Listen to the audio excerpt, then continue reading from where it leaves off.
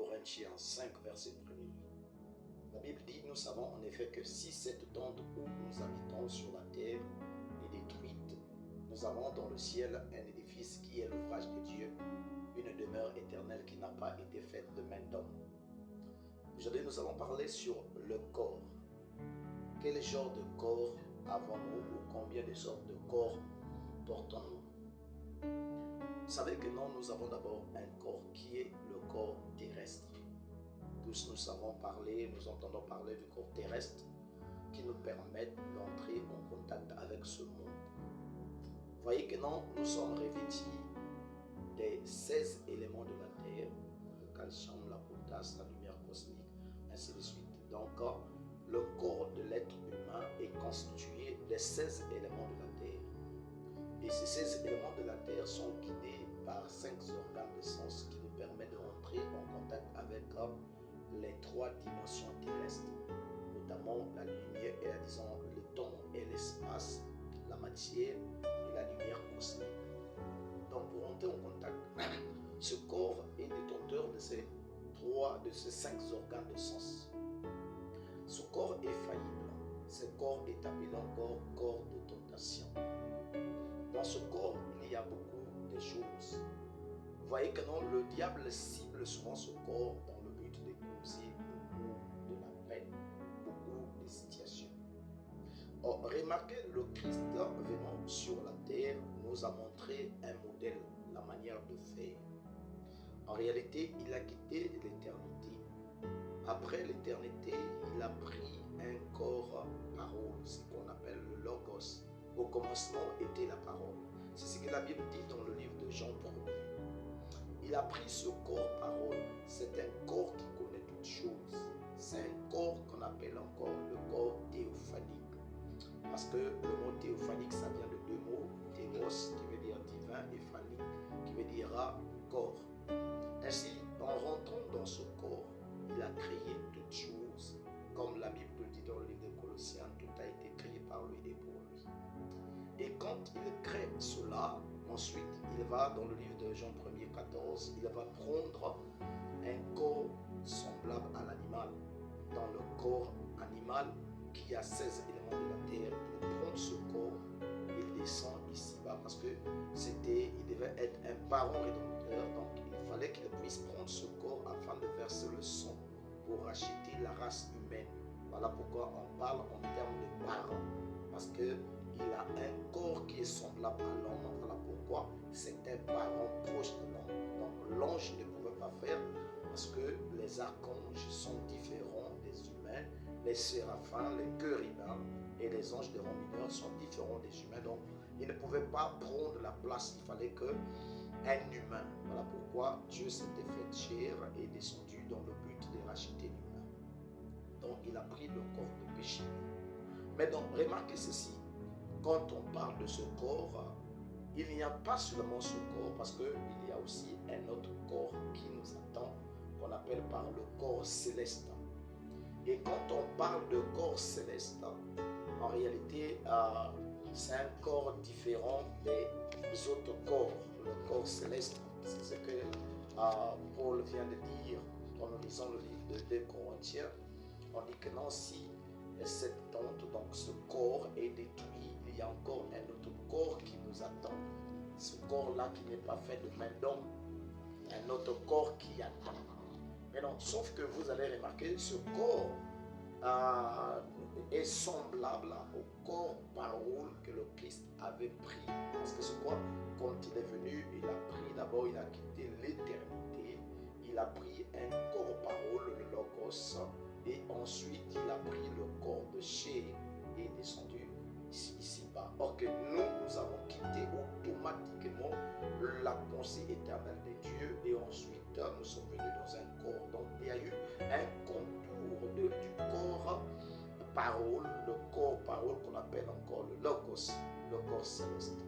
Mais non, sauf que chaque personne ici-bas, il y a un corps céleste, parce que quand vous mourrez, vous revêtissez, vous allez revêtir un autre corps. Donc, il y a des gens qui sont faits pour être au ciel. Donc, ils ont leur corps qui est en train d'attendre là au ciel, il y a des gens qui sont faits pour aller dans les enfers ou encore dans les séjours de mort. Ils ont aussi un corps spirituel qui les attend. Mais les deux corps ne sont pas pareils. L'un est un corps céleste, l'autre est un corps spirituel non céleste. Donc il y a ce corps en train d'attendre. Maintenant, ici-bas, notre nature prouve quel genre de corps que nous avons. Vous voyez, comme je le disais au début, ce que vous êtes ailleurs, c'est ce que vous reflétez ici. Donc là où vous êtes là-bas, donc là où se trouve votre corps, il a de l'influence sur le corps que vous avez. C'est ce que vous êtes dans votre corps céleste ou terrestre est là où c'est que votre corps céleste quelque part ailleurs, c'est ce que vous reflétez ici. Ce que vous êtes dans le monde spirituel, c'est ce que vous êtes ici. Si dans le monde spirituel, vous avez encore des pensées vulgaires et des choses semblables, vous avez des pensées vulgaires ici. Si vous avez toujours de malice, l'envie et les querelles, c'est ce que vous avez dans le domaine spirituel. C'est ça ce que vous reflétez ici. Mais si votre être intérieur est lavé et purifié, cela montre que vous avez là-bas un corps qui attend, qui a été lavé et purifié et qui se reflète dans la chair. Ne le savez-vous pas?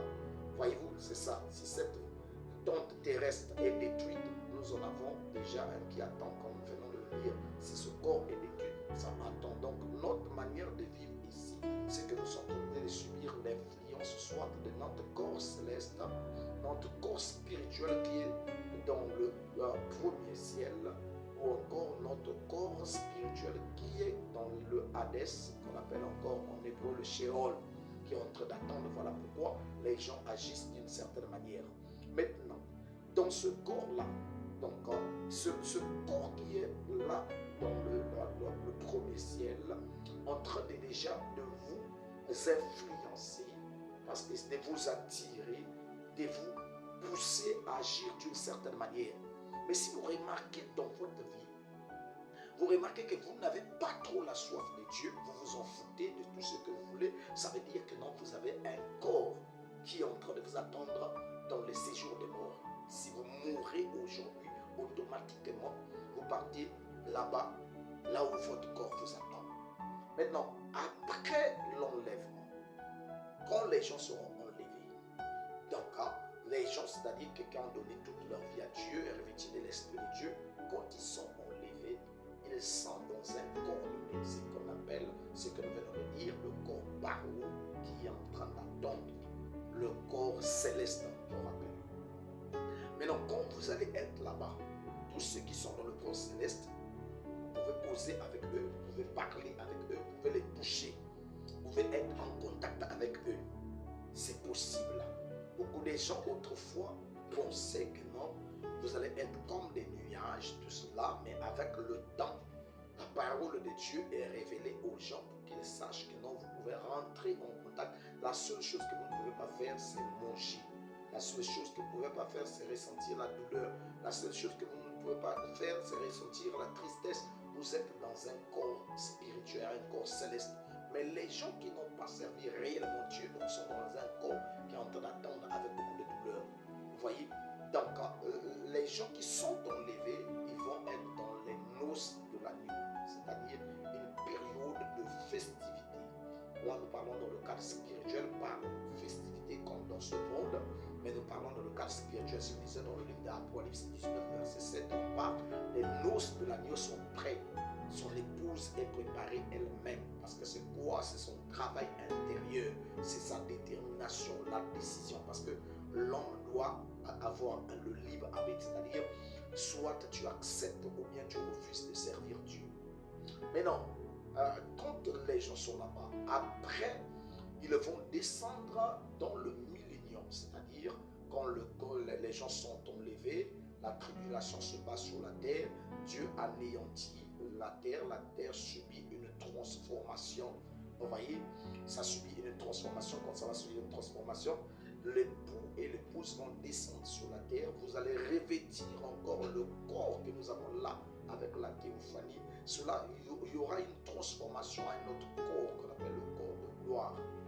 Et quand vous êtes dans ce corps, vous êtes là pendant 1000 ans, comme la Bible le dit, le millénium dans l'Apocalypse 20, verset 1 à 6, on nous parle de la période de 1000 ans. Il n'y aura pas de maladie, il n'y aura pas de tristesse, il n'y aura pas de douleur, parce que le diable sera enchaîné par des chaînes de circonstances. Il sera lié en train d'attendre.